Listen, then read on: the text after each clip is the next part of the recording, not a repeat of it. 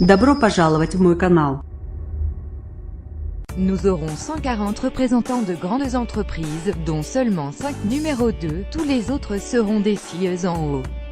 L'Élysée a voulu viser haut pour son sommet de l'attractivité, organisé ce lundi au château de Versailles.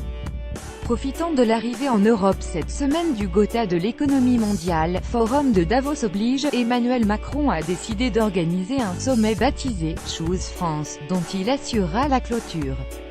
Un rendez-vous appelé, dit-on à l'Élysée, a débouché sur du concret, autrement dit des annonces de projets d'investissement en France.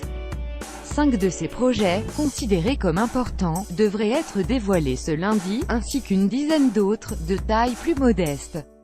À charge pour les entreprises concernées de communiquer, la réunion de Versailles ayant lieu à huis clos. Il s'agit avant tout de projets industriels, sur lesquels l'exécutif entend insister, mais la finance n'est pas oubliée. Les patrons des grandes banques américaines seront là. 4 ou 5 sont annoncés, dont ceux de JP Morgan, Goldman Sachs, HSBC et Bank of America. Des annonces devraient leur être plus particulièrement destinées, la politique post-Brexit destinée à attirer les implantations de la finance à Paris trouvant ce lundi son point d'orgue. Ce sera le bouquet final de la série de mesures destinées à faire venir la finance à Paris, affirme un conseiller. Comme en juillet, Édouard Philippe se chargera de ces annonces.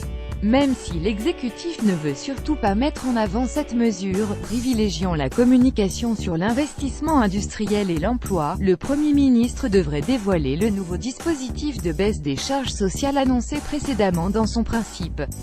Il s'agirait d'une baisse temporaire des charges patronales, réservées aux cadres impatriés. Très concrètement, les cotisations pourraient être plafonnées. L'objectif est de réduire l'écart de charge avec l'Allemagne, notamment, dont on sait qu'il est impressionnant. Édouard Philippe officialisera et précisera les contours de la nouvelle chambre de justice spécialisée dans les contentieux internationaux, près la Cour d'appel de Paris. Il a fallu biaiser pour laisser les débats se dérouler en anglais, contrairement à ce que prévoit l'ordonnance de Villers-Cotterêts 1539, toujours en vigueur, qui impose l'emploi du français dans les textes officiels et les cours de justice. Des mesures seront également annoncées concernant l'enseignement international.